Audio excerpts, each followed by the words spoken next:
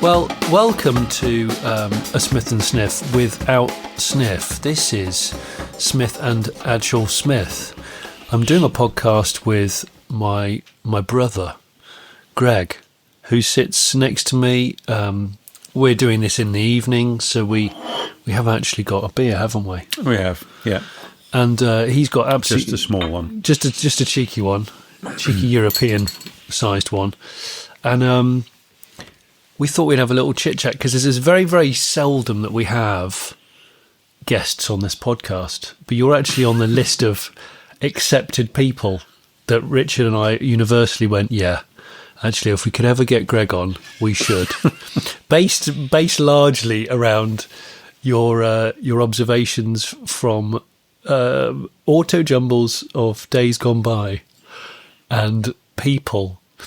So I think we'll just kick this off by, well, to people who don't know you, you were an apprentice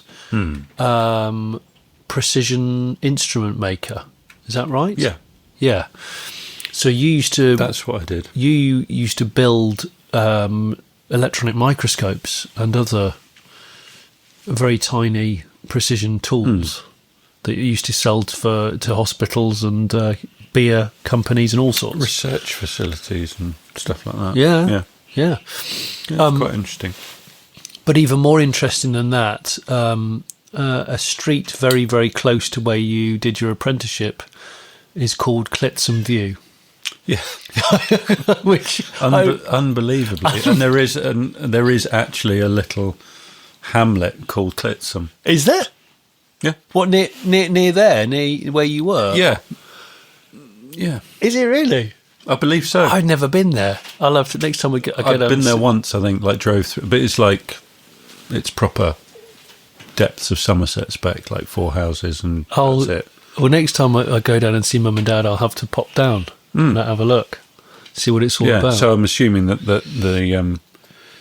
the aforementioned street can see, is situated such that you could actually see the inhabitants are able to view the It's ridiculous. The article, in question. That was, now, where you did your apprenticeship, I remember you used to commute mostly in your Morris Oxford, which I did. That bloody car ran on 3 cylinders for at least a year.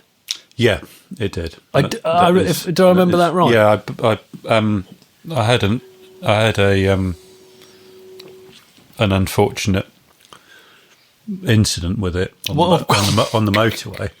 I think basically I went too fast, and it just spat out some of its coming down the. I think it was on the M5. You know, you come down the hill if you're driving southbound. You come down the hill at sort of Nailsea. There's that long downhill stretch. Yeah, and I remember going quite well over 70 miles an hour. And your Morris Oxford is... And it broke a piston ring. Did you hear it? I heard it sort of become unwell. And I remember pulling into the services and it was running on 3 cylinders, and I thought, oh, that's weird. And then I took the plugs out, and one of the spark plugs, the end of it, just looked like a stubbed cigar. Did it really? Yeah. So I think what had happened, I remember borrowing Dad's endoscope. Did you have an endoscope? Dad had an endoscope at work for doing the bridge inspections. Oh, he did. You borrowed it from work because they were very expensive then. So I borrowed that and had a look inside the plug hole. And one of the piston rings had broken, and a section of ring had worked its way up through the crown of the piston. And then just kind of done bagatelle inside the combustion chamber, and rinsed the spark plug. And then I think it had got lodged and had taken a notch out of one of the valves.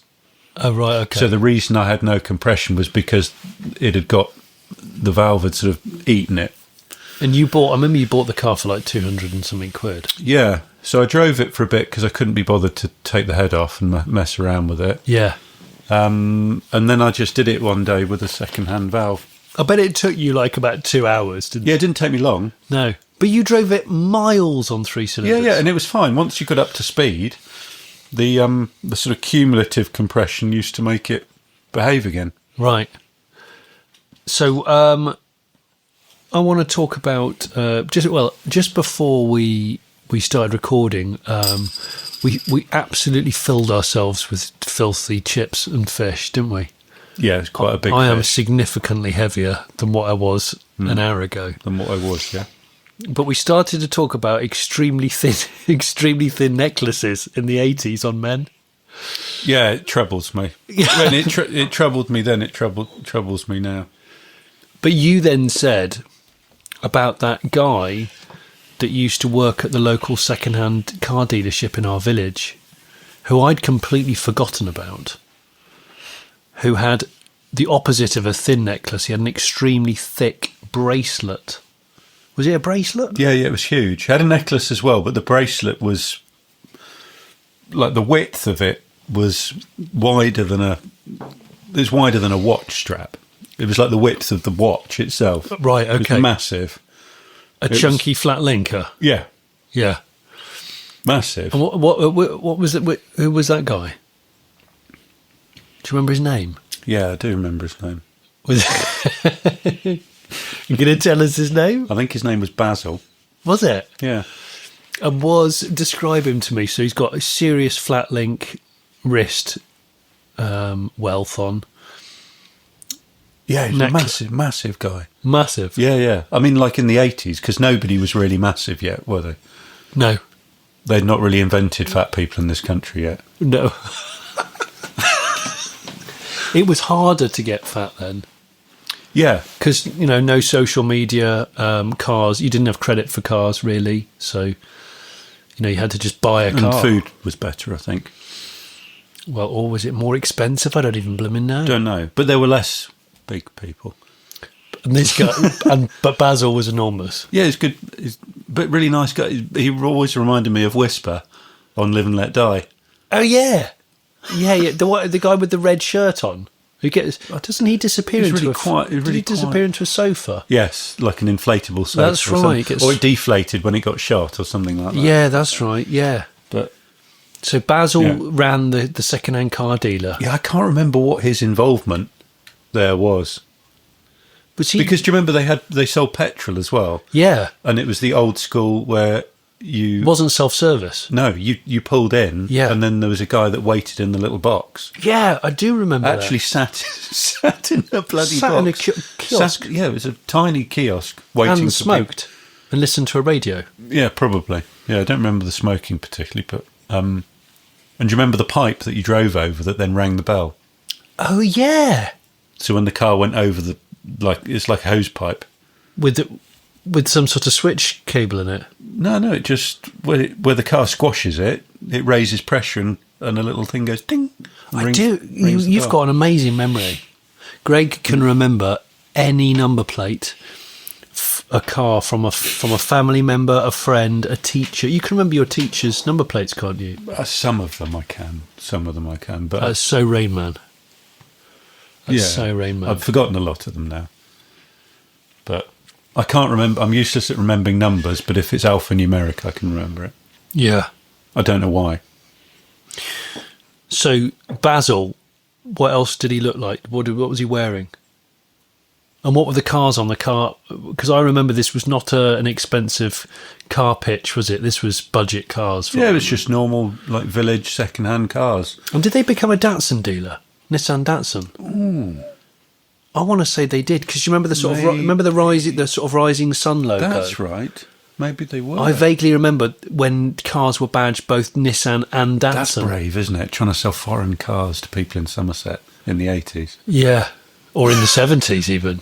Yeah, it was. Yeah. Buy a foreign car. What? Yeah. Well, yeah. Did he? Was he smartly dressed? Everyone was more smartly dressed back then, but I seem to remember quite a lot of fairly well ironed short-sleeved shirts. Okay. But not buttoned up particularly. Oh, right. Well, showing off the necklace, presumably, as well. And the foreign holiday skin. There'd be a bit of that, wouldn't there? Yeah. the crepe paper. Do you remember what he drove, though? Because when people run a second-hand car lot, they probably have a different car every week. They're just jumping in and out of whatever's got more fuel in it. Yeah, I can't remember. No. And I can't really remember. I mean, there were a lot of fairly sort of crummy cars. Yeah. But it was very... it was almost very cliche, wasn't it? It was. It was kind of crap floodlights and bunting. Yeah. And we've talked about bunting recently, and tailgates open. Tailgates open. And nobody seems to know why tailgates... Why they because open? I think... Well, if you remember, there didn't always used to be such a thing as a hatchback.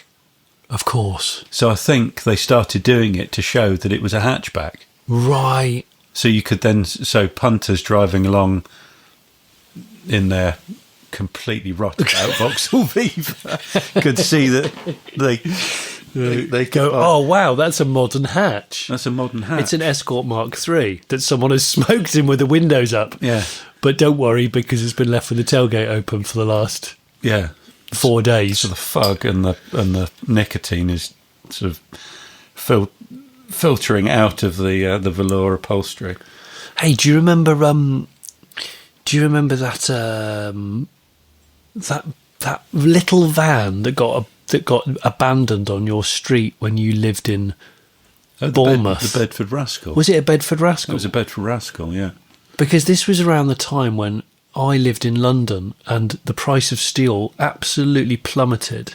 So cars were just being left. It was early 2000s, wasn't it? When cars were just being abandoned. It was everywhere. It was basically a millennium, pretty much, yeah. The scrap man wouldn't come and take it away for free. No. So people were just, in the UK anyway, people were just leaving cars on the street. And you had this Bedford Rascal that just got parked on your street, and after about half a year or something ridiculous. Yeah, I kind of looked in. You claimed it, didn't I looked you? in through the windows and couldn't really see anything. And I asked all the neighbours, and nobody knew who owned it. Nobody knew. And I mean, there were dumped cars everywhere. Yeah.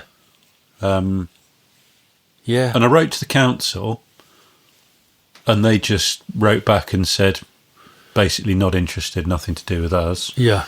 And the police were just like, well, it's not illegally parked. Yeah. And I said, well, there's no tax or anything on it. And they were just like, bigger fish, mate. Yeah. You know, we've got a methadone project down the road. We're not worried about a Bedford Rascal. So sooty and sweet. And it started to make the place look a bit untidy. And I remember the smoking neighbour was complaining about it. Do you remember the smoking neighbour? The guy that lived opposite? Was he the guy with the koi carp pond? The koi carp pond and the 2.3 Granada. Oh, he had saloon. Did he have a Granada? Was he a non-stop smoker? He was a non-stop smoker, but a really nice guy. Yeah. And we just used to, because we didn't really sort of know our neighbours. Yeah. On like an actual, other than see you across the road. So they all had nicknames. We had the shouting neighbour. Well, so you actually didn't know his real name. You just knew him. I think his name was John, obviously, inevitably. Okay. But I can't... And he had an unusual surname, which sounded like it might have originally been French or something like that. But... it wasn't Hedges or... No. Him and his wife were very cool. But I remember... They had the carp pond. Yeah. He had that Granada, which he used to leave. He didn't used to drive it much because it was so thirsty. Yeah. And, of course, mechanical fuel pump. So he'd leave it for like a few weeks and then go and start it. And it would have to wind before it eventually fired. And then he'd just literally drive it round the corner to the off licence, buy some beer, and then come back. Is that all? Yeah. That's when you had, because I remember. Anyway, Bedford Rascal. Oh yeah. Because otherwise we're going multiple tangential. Well, that's what happens on this bloody podcast. So some kids or some louts stabbed they slashed the tyres. So it was sitting on 4 flat tyres and really starting to make the place look scuzzy. So I thought, sod it, I'm going to do something about this. So I went to Halfords and I bought 2 bicycle puncture repair kits. No, you didn't, did you? And I put puncture repairs on the outside of the tyre. Did you? On the where they'd slashed the tyres. And I pumped the tyres up. Yeah. And then I dragged it into the drive Down the road? Down the- Because down you the were road. like a cul-de-sac, wasn't it? Yeah. So it was one of those. It was one of those roads that had been chopped in half by a bypass. Okay. Towed it into the drive, and then basically broke into it. Yeah. And it was full of tools. Full? Yeah, it had belonged to an electrician, or I think Plumber. an electrician, or somebody that certainly did that sort of work. And it was full of power tools. I've still got stuff now that I got out of that van. Really? Yeah. I wrote to the DVLA Yeah. and I said, I've got this. And they wrote back and they're like, yeah, here's the V5. Right, so you claimed it. Yeah. Which is It was great. full of, obviously being a tradesman's van, it was full of everything they'd ever owned. So all their paperwork, every invoice for everything they'd bought, other than like clothes and themselves. Yeah. Everything was in there. Questionable calendars from suppliers. All that sort of thing, and just no end of fag butts and just filth everywhere. I mean, it was utterly filthy. It took me a whole day to empty it. It was that full? Yeah. It took me a whole day to empty it and kind of sift through everything that was crap. And I kept all the power tools, anything else I didn't want, like building material. I mean, I've got stuff now that was out of that. That's mad. Yeah. That was over 20 years ago. 25 years ago. Yeah, it was. Bloody So hell. then I thought, oh, well, I'll see if it goes. And I got it running. Did you? Yeah, I got it running. And I sold it to a guy in Southampton. Did you? Yeah, for like a couple of £100. With the puncture repair on the outside of the tyre? No, I changed the tyres. I was by then. gonna say. I had to pump. I had to put tyres on it, but I just had to do that Yeah. to be able to make it mobile. Yeah. because it was a bit mean dragging it on four flat tyres. But Yeah. yeah. So I recycled that, sold it to a guy in Southampton, delivered it as well on the single axle car trailer. I remember that car trailer. Was that the ex-army one? Was that the one? No. That was not the world's biggest trailer. That, that I bought off that guy that collected tanks. hang on a minute. Hang on. You've just reminded me. So the military trailer was. Did you buy that off Free Willy? No. Because I remember you used to talk about Free Willy. Free Willy was amazing. Talk to us about Free Willy. Free Willy was amazing. He was a guy that I used to know who used to move cars. If I needed cars moved, Did he have like a beaver tail? it was your your classic. It was something like a bed for TK or an RL or something with a crane on the back. Yeah. A guy with a lorry and a crane and a winch. Yeah. And he'd just move anything. And I think he ran a scrapyard or something. But he was one of those really enthusiastic talkers. Yeah. He would, if you set him going, you could be there for the rest of your life. He was one of those really sort of ordinary, really kind people. And do you want another one? No, I'll finish. You got your one. This will be my last one, though, because I've got an early start in the morning. I've got an early start. Yeah, so Free Willy. So it was the Mercedes camper van. Oh, the Hanamag. That thing was so cool. So I got him to move that, and he turned up. The people that we bought it off, they were really nice, kind of proper people, not the sort of people that would have spanned their own vehicle. Yeah. And of course, I was there. We did the deal, paid the money, and Free Willy turns up with this sort of wrecker truck, with the crane and the winch and everything, and I can't remember whether it was dungarees or whether it was just tracky jeans. bottoms? No, it was jeans. Okay. But proper scrapyard. I work in a scrapyard spec, just completely oil sodden. Yeah. I mean, just absolutely filthy. His skin was black, even had oil like on his face and stuff. And it was hot. It was the summer, Yeah. and his flies were open, like completely, not just like a little bit, but but completely open.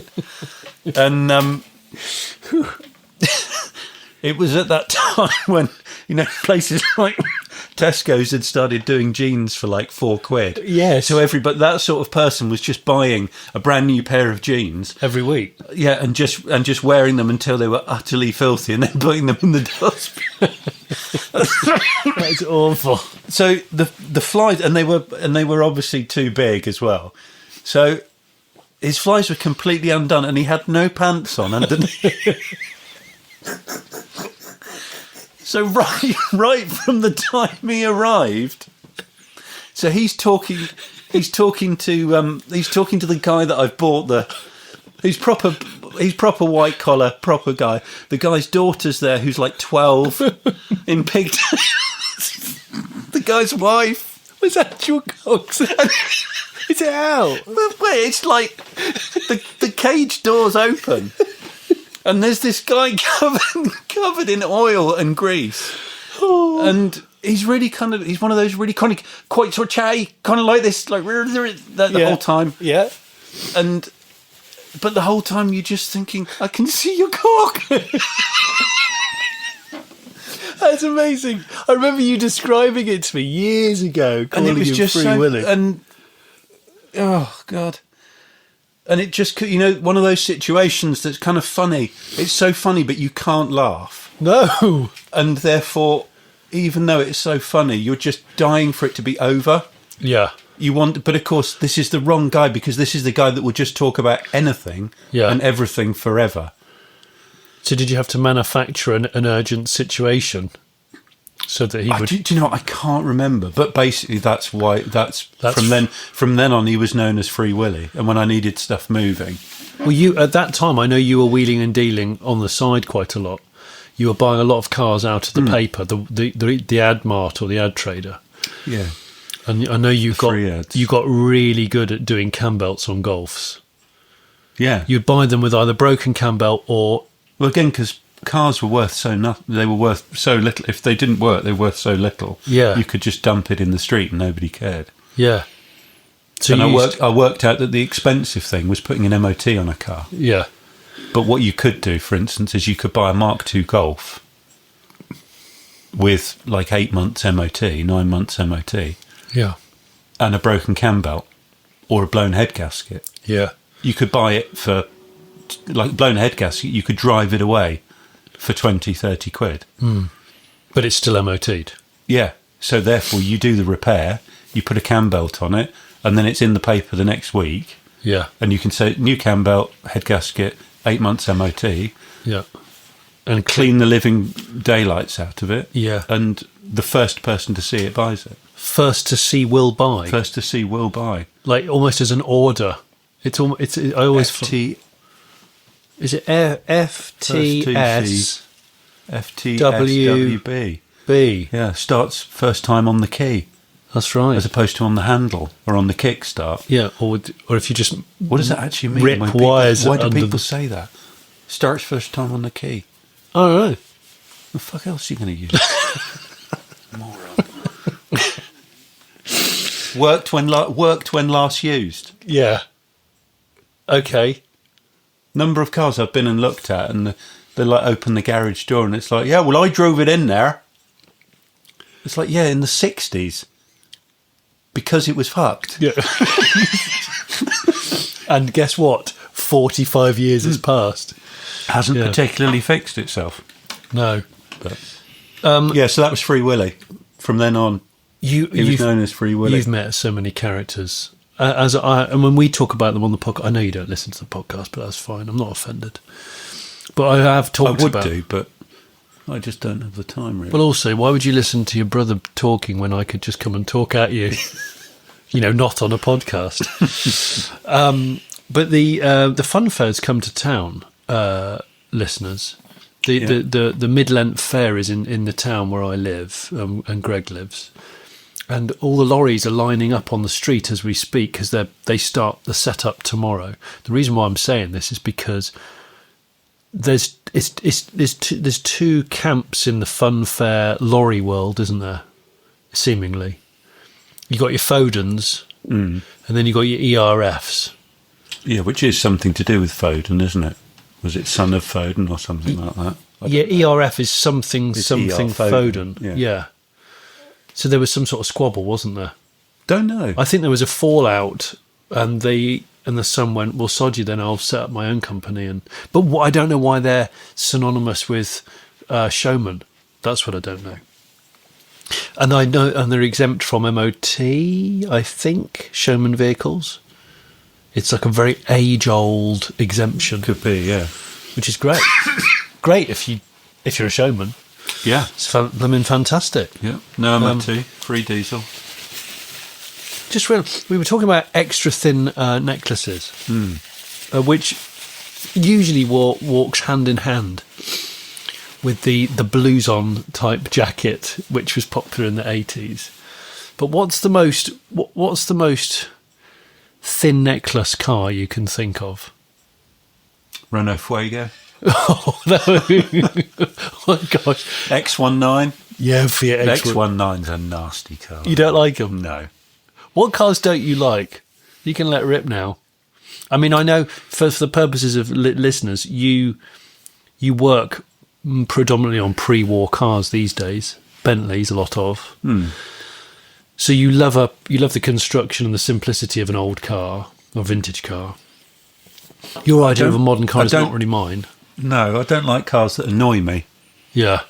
I don't like to be told that I'm not wearing my seatbelt. Yeah. I don't like to be told that I've just opened a door that I know I've just opened because I know I've just opened it. Yeah. I don't want anything that bings or bongs or bangs. Yeah.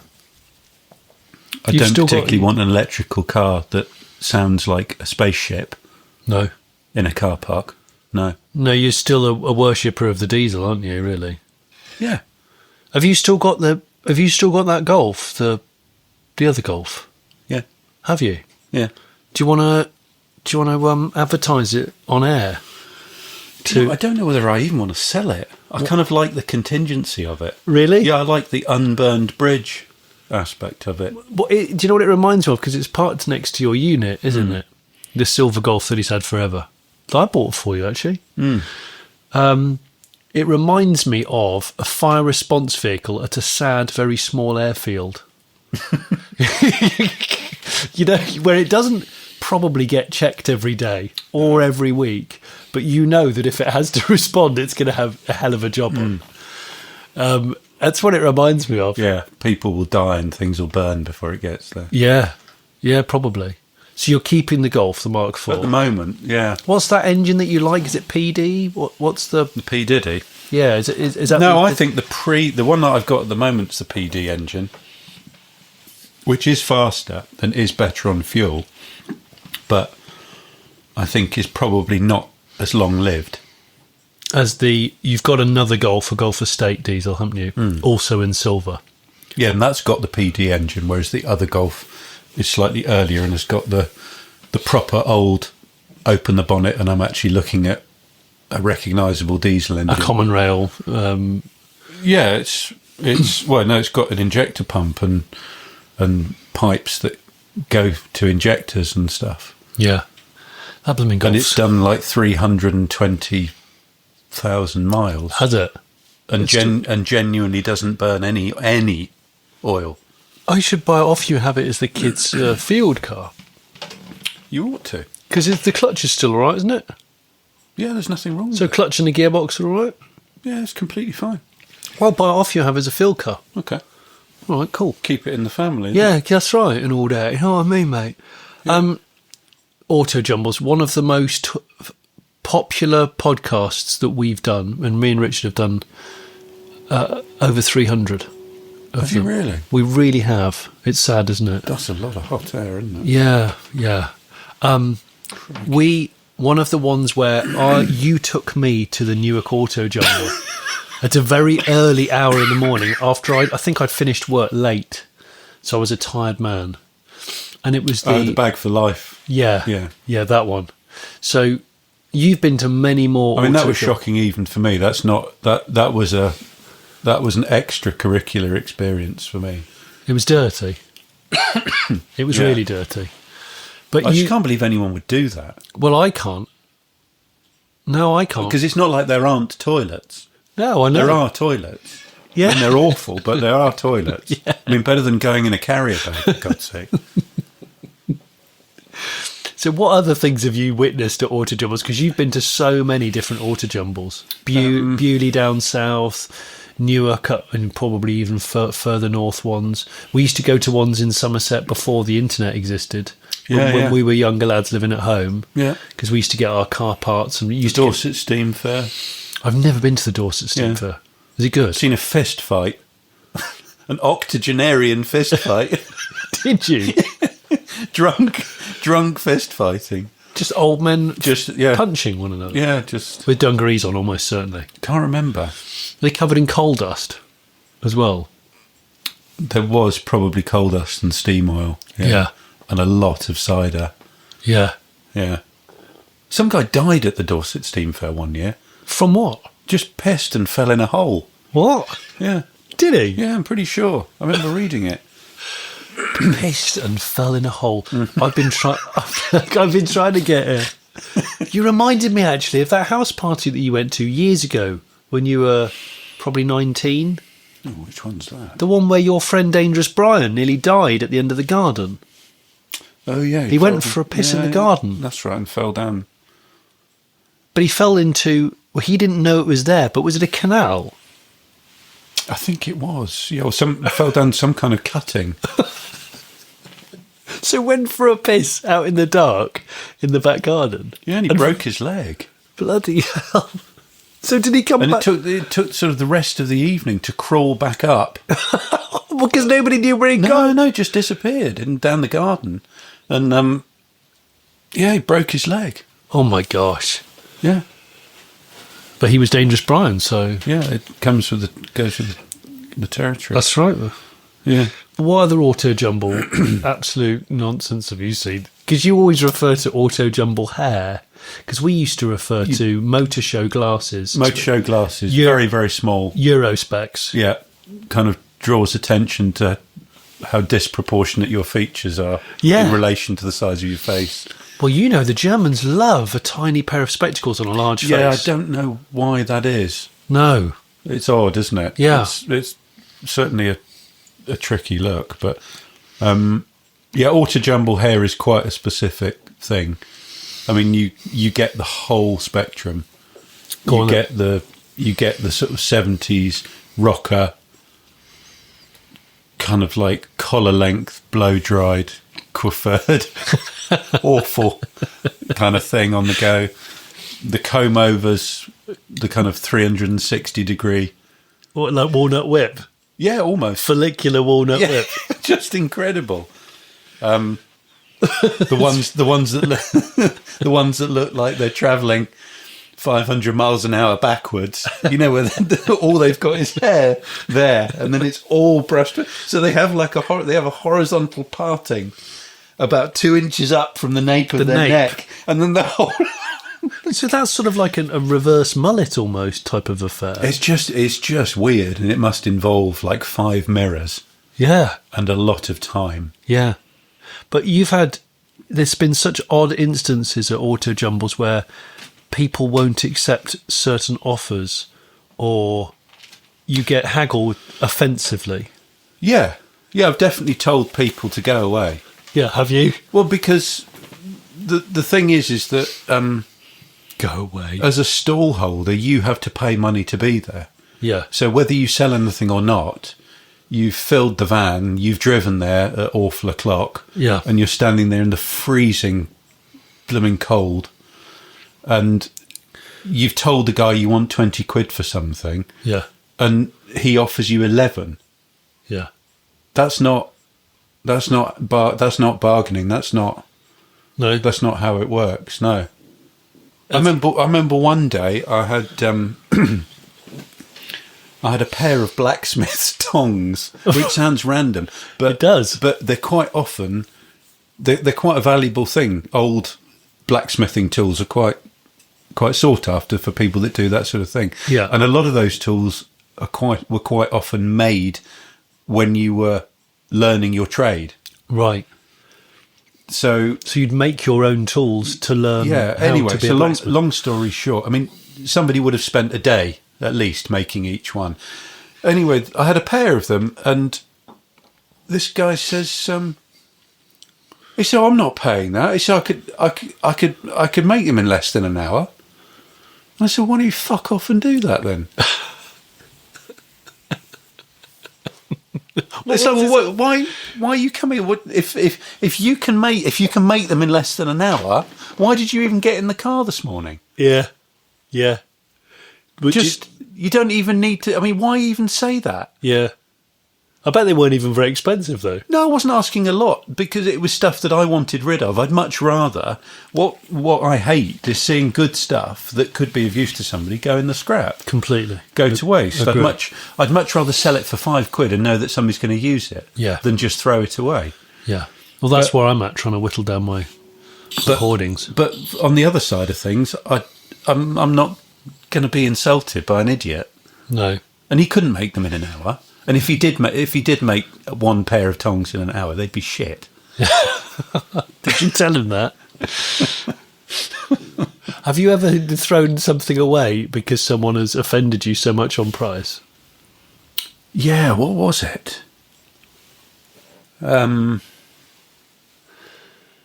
I remember years ago, one thing that I always remember years ago when I was a kid, I was haggling with a guy and he just threw the thing. I can't remember what the item was. He just threw it as hard as he could.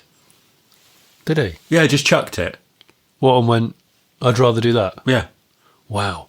So you learnt early on? Yeah. That you can't be too... Yeah. There's the art of the deal, but don't offend. Don't offend, no. Yeah. Like the guy with the Atco grass box. What's the guy with the Atco grass box? Well, it's just... I said like a tenner, and he was like, "Oh, I'll give you 11 pence or something like that." What? It was just. What was in his pocket? It was just so idiotic. It was laughable.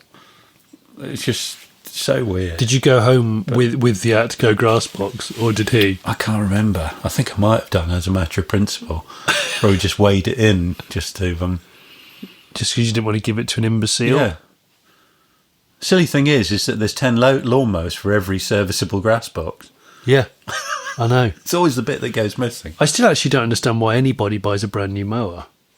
No, because you just go down the dump. And there's so many good mowers out there, old ones that just don't really they go just wrong. need a gallon of fresh petrol. Yeah, they do, don't they? Yeah. Or, one spark plug. £2 off eBay. Yeah, it's mad, isn't it? Yeah.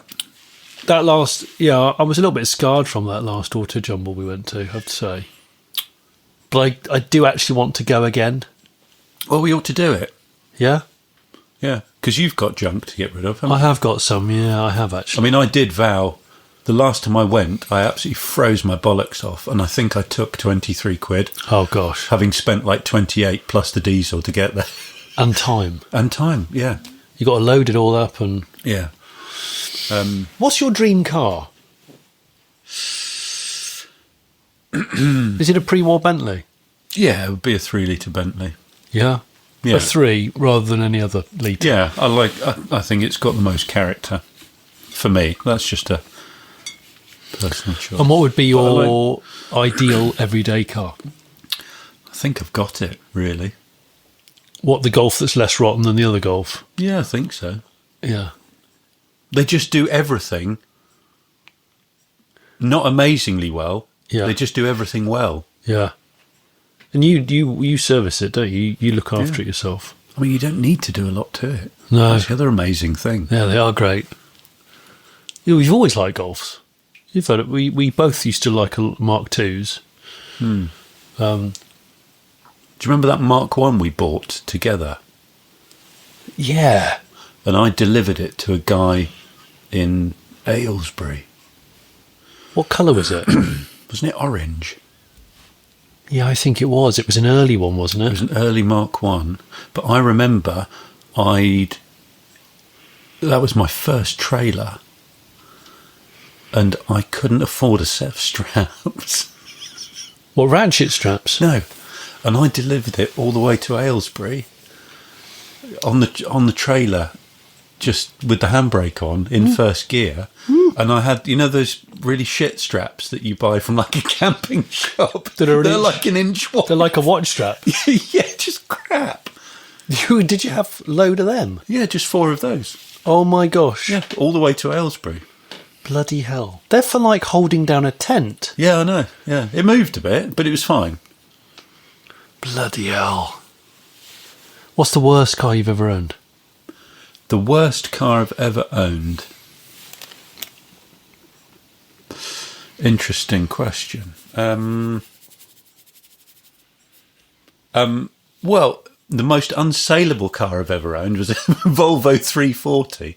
Oh yeah. Which I paid the guy 1 pence. 1 pence? Yeah.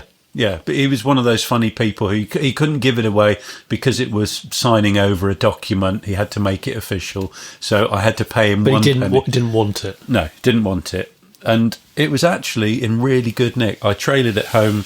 I think it needed a brake pipe and cleaning, and I got 12 months MOT on it. And I mean, you know what those cars were like? Really solidly built. Yeah, yeah. Really good car. Yeah, but. Basically, it just had automotive cancer. Nobody wanted it. It just had leprosy. This is before people realised they were like drift type cars. Oh yeah, way before. Drifting wasn't a thing. No. How mad, isn't it? So drifting was what you did before you died. Yeah. Drift towards the light. Yeah, yeah, yeah. Do you remember our old go-kart? Yeah. That bloody what I now know to be a supercar, ex Funfair or theme park. Fantastic thing, seriously rare. And we pulled it out of your schoolmate's hedge. Yeah, that's right. Didn't we? It was in the hedge, yeah. And you did loads of work on that. It never had propulsion. It was supposed to have an electric motor or a 2-stroke Villiers engine or something, I think. Yeah, I don't remember much about it. But I remember that I've found a photo of it the other day, and we've got a photo of when you painted it. You painted flames on it, right, like an old hot rod. Yeah, basically like Grease Lightning. If Grease Lightning was a pedal car, yeah, it was bloody cool. I really missed that. It was so rare. Like I've only ever seen one other one, and that was fairly recently on a video. Weird things kids did before the internet. Good times, very good times. You've been to Pebble Beach at least once, haven't you? Because I think you've built 2 cars for Pebble Beach, haven't you? Yeah, yeah. What's the verdict on the trousers? The Pebble Beach trousers? Because there's some serious trousers. The whole thing's quite odd. Yeah. I mean, culturally, there's a gulf. Well, there's literally, isn't there? There is a literal Atlantic gulf, yes, between us and there. There's a lot of very, very proficient ironing. Yeah. Almost like military. Yeah. Ironing. Do you almost like, how have you managed to get from where you woke up to where you are now without creasing your clothes? Well, maybe you change your trousers in the car just before you get out of it. Do you see some? It's entirely because I mean, there's some really, really weird stuff goes on with the cars. Is there? Oh, I've seen cling film round tyres and stuff. What being rolled onto the grass? Yeah, so you don't get blades of grass in the tyre treads and things like that for the concourse. Yeah, yeah. Oh my gosh. Oh, it's an illness. It's a proper illness. That's weird, isn't it? Yeah. Bloody hell! I saw Jay Leno there. Did you? Yeah. I had to beat my horn at him because he was standing talking, and I was trying to park. He didn't have his flies open by any chance, did he? No. Good. Thank goodness for that. Such a big face. Yeah. Oh, what did you think? He looks like Desperate Dan. He really looks. Every time I see him, his face is bigger. Yeah. Do you think he has £4 jeans from Tesco, or do you think he actually spent some money on it? Doubt it. He's got quite a lot of cars, I think, hasn't he? Oh, he's one of the biggest collectors, I think, in the world. Yeah. But a good guy with it. He genuinely likes to know about the cars, and he genuinely likes to use them. So I think every car he owns is on the button. Yeah. Starts on the key. Starts on the key every first time on the key. That's right. Starts first key time every time. That's right, mate. Yeah. You must have bought some cars in the arse end of nowhere. Yeah. I'm trying to think of the weirdest place I bought a car. Pub car park. Was that the event? That white Avenger? Yeah. You did buy it from a pub car park, didn't you? Yeah, and the guy gave me the V5 and said, just put 150 quid through the letterbox of the address that's on the V5. So he was that friendly? Yeah. You didn't even give him the money that night? No. Amazing. No, put it in an envelope and posted it the next day, I think. That's so cool. That is so, so cool. Do you think, because you don't understand why people spend so much money on everyday cars, do you remember? I don't understand how they can. Right. In the same way as I don't understand how can like the first service on a brand new car be like a couple of grand? Yeah.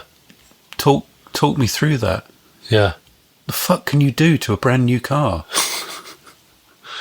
Well, spark plugs stay in now for like 20,000 miles. More. Air filters stay in for 20,000 miles. There's oil that stays in for God knows how many. What are you doing? Yeah. What are you charging me the money? It's a brand new car. Yeah. What I don't understand. Unless it's been crashed. Yeah.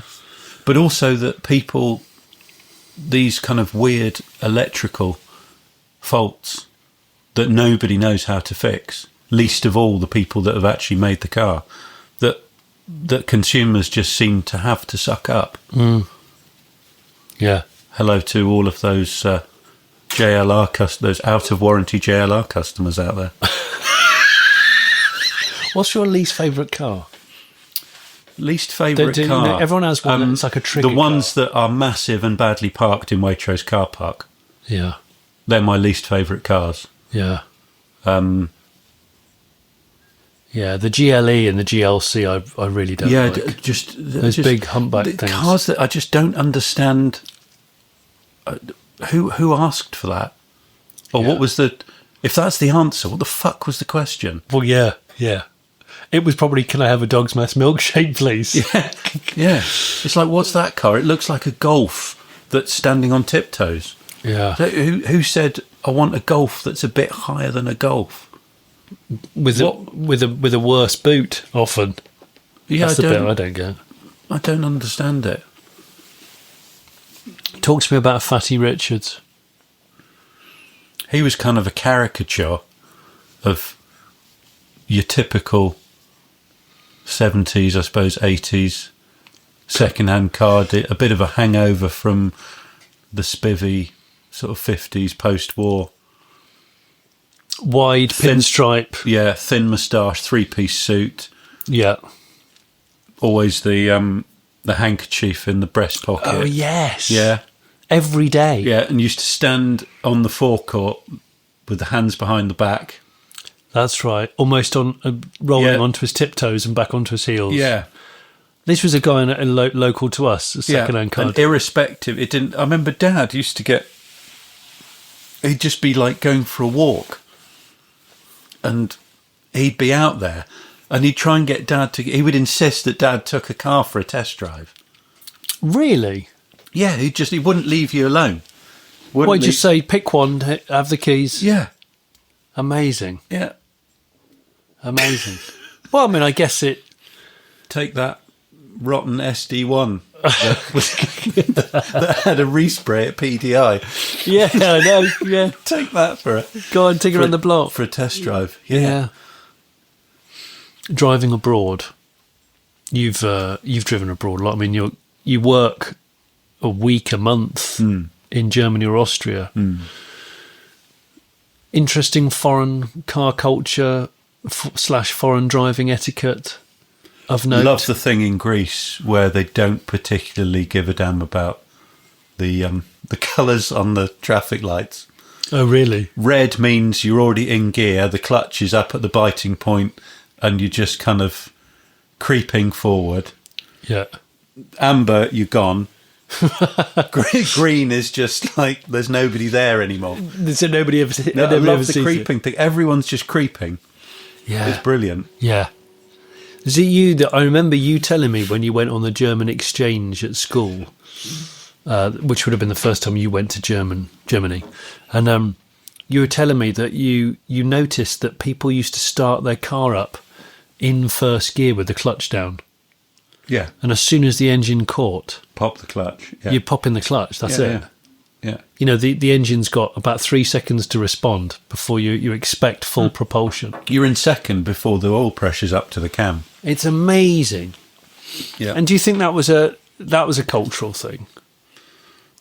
You tend to see more cars parked and left in gear on the continent. I don't know why that is. Maybe they're taught that. I don't know. Do you reckon? Because we both learnt German at school. Well, your mother-in-law's German, and do you think that propagated your desire for German cars of that ilk? Because you got me into Mercs, 80s, 90s Mercs, really. The 123s, the 124s. We've shared a couple of 124s, and Sounds dodgy. yeah, it does sound dodgy, but they were both diesel saloons from memory. But yeah, I think you were turned on by the engineering, the fact that you could tell that they were designed by somebody, an engineer who also was liaising with the mechanic at the same time. If you work on like 50s, 60s, 70s stuff, especially British stuff, Yeah, you just realise that the guy that designed the engine never met the guy that designed the body. yeah, You know, distributor positions and things like that on BMC cars. yeah. It's just like, what on earth? Painful. Yeah. Changing oil filters that are underneath a manifold behind the engine on top of a subframe. Just crazy. Yeah. So it's really Whereas refreshing when you find The it. Mercedes was just, I could do an oil change in less. The only thing that limited the time of doing an oil change on the 200T was how fast the oil actually came out. Really. Yeah, you could do everything without even getting on the floor. That's You could see the drain plug on the sump on the front of the engine. from above. You just Yeah. kicked the bowl underneath. Yeah. You could undo the plug from the top.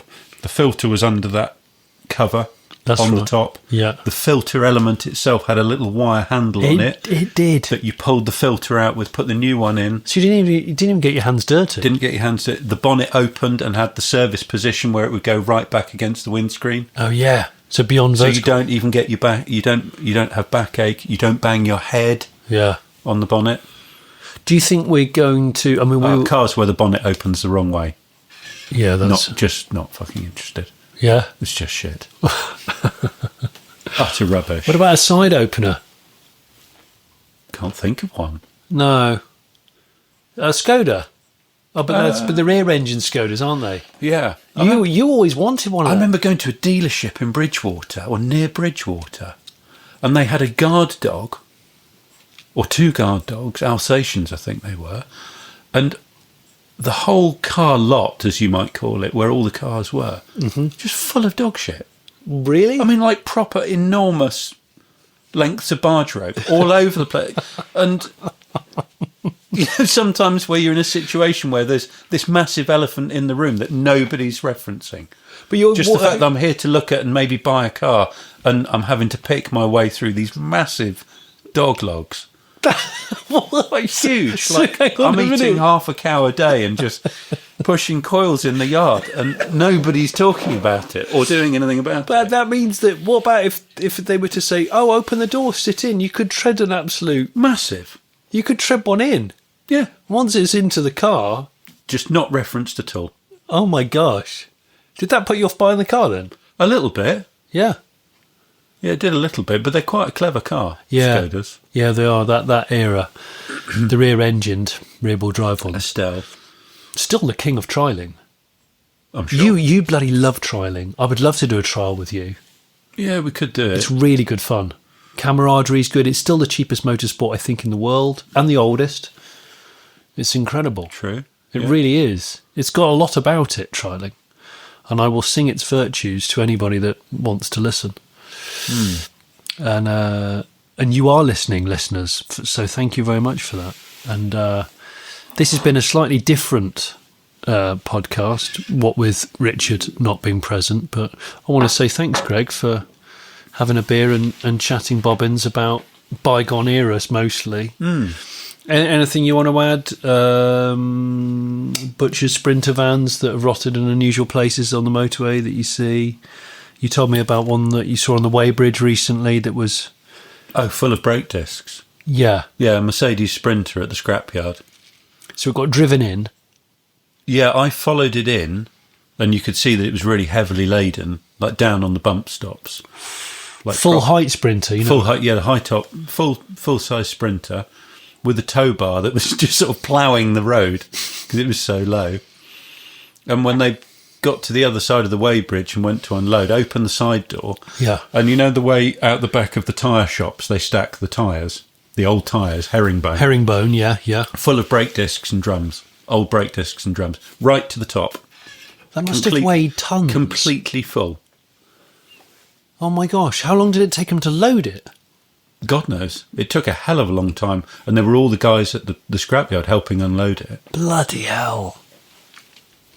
Unbelievable. Yeah. Dedication to the cause, and was probably about £4 worth. Well, Captain 3-cylinder Morris Oxford. Yeah. When are you going to buy a Rover P6? I don't need to. No, I know, but we always talk about it. They're a really clever car. Yeah, you got a lot of time for them. You turned me on to them. The old Rover company, the pre-BMC, pre-Leyland Rover, were a really, really cool, proper engineering company. You look at how the cars were made. Yeah. They were properly made and really quite forward think, especially once you get to sort of the P5, 6, SD1. Yeah. I mean, SD1 obviously is Leyland, but they were a proper engineering company that really had to... I mean, the P6 was such a clever car. Yeah. I know. That's why I'm fascinated by it. And the contingencies that were built into the design, they always knew that it would take the V8, which is why it has that mad front suspension. Which is horizontal. The springs are horizontal in the scuttle. Yeah.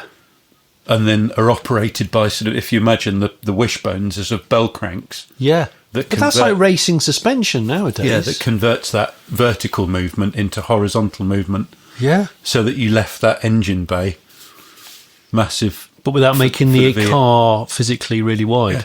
Which is why the police loved them. Well, the Met loved them. Which is why they mothballed them. It's so cool. They didn't like the SD1. What, too big? Yeah, too bulky. Mm. Whereas the SD1, because you think about London, it's still quite old. Yeah. A lot of the streets are very narrow. Yeah. And they liked they're a very nimble car. Yeah. They're still so affordable. Yeah, and you can't restore one for what you can buy one for. Yeah, yeah. I know it is one of those, isn't it? Yeah. You said this about P5s to me years ago. P5's the same. Yeah. The appointment of all the interior, the leather and the carpets and all that, they were Axminster carpets, Connolly leather. Yeah. It was all the same stuff as in a Rolls Royce or whatever. Yeah. Yeah, so to restore it would be prohibitive, really. You weren't with Dan and I when we went to look at that P5 coupe in... Where was it? Penzance? No, the one in Penzance was the one with the mushrooms growing in it. Yeah, it was totally rotten. With zero oil pressure. At 60 miles an hour, at zero oil pressure. Really? Yeah. It's quite a common thing with the Rover V8. Yeah. They'll run for years like it. So they just rely on oil going round.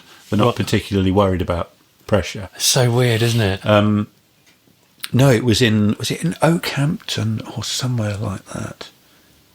I can't remember, but we'd answered an advert, and the guy was the guy that answered the phone. He said, "Oh yeah, it's my dad's." And then he's shouting in the background, "Where's Dad? He's gone to the pub." So then he has to get his dad out of the pub. So anyway, we said, "Can we come and have a look at it?"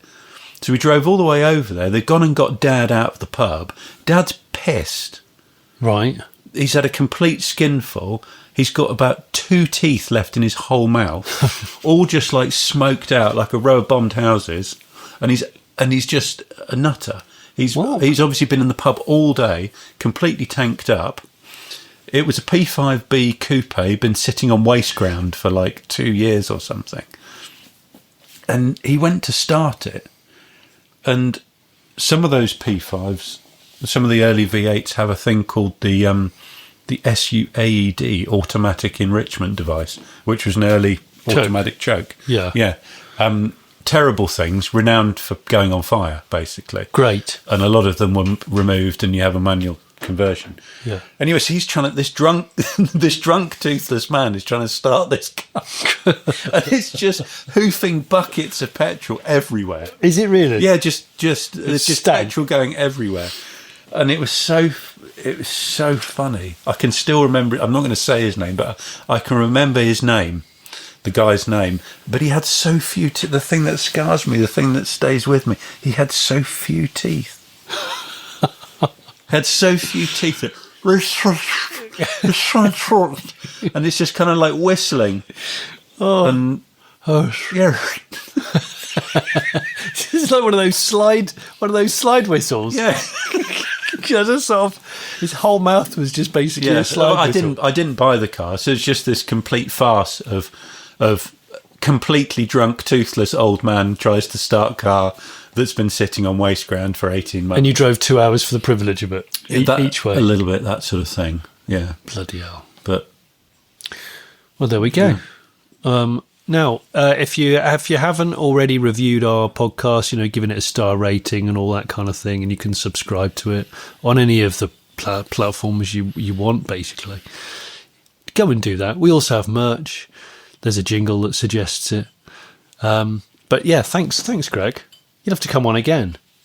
When Rick, because next time Richard will be on the other end of the line, and he can actually ask you some questions. Sensible thing to do is a live auto jumble broadcast, isn't it? See, live commentate. I have live suggested commentary. We do a roving mic, and we take Richard to an auto jumble. Yeah, I think it's a wonderful idea. So that we could interview people. Oh gosh.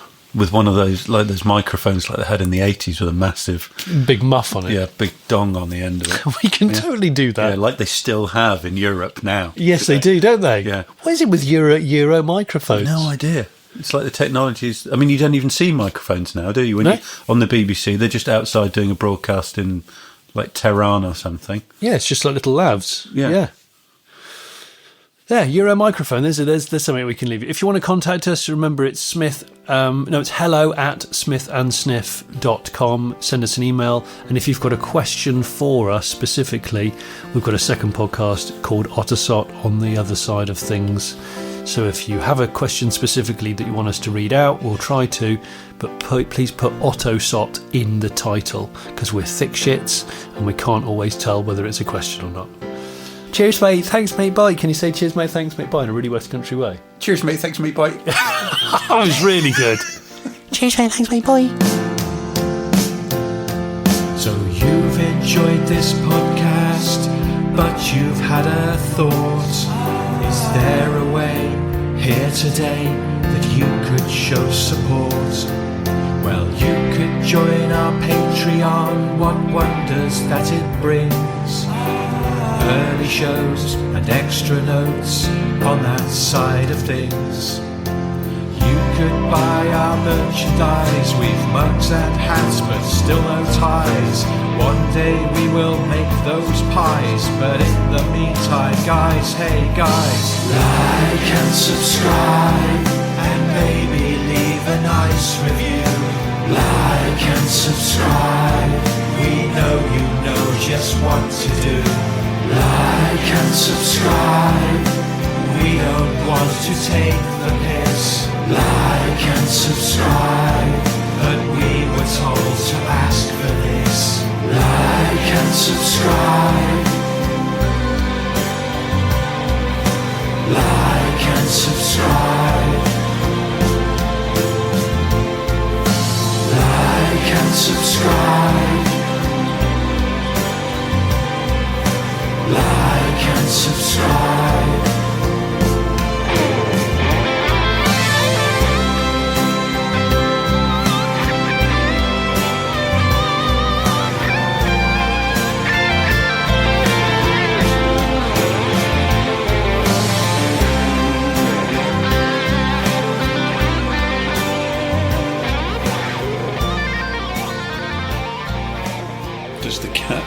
that's the tortoise's house and not her litter tray. Yes. Okay. Yeah. Why do you think the cat's... Well, she's looking moderately confused. No, she definitely isn't going to poo down there. Push a coil in the wrong place. Well, I bloody hope not. Anyway, I better shut this podcast off and check whether the cat's just going to airbrush the corner of the room, right?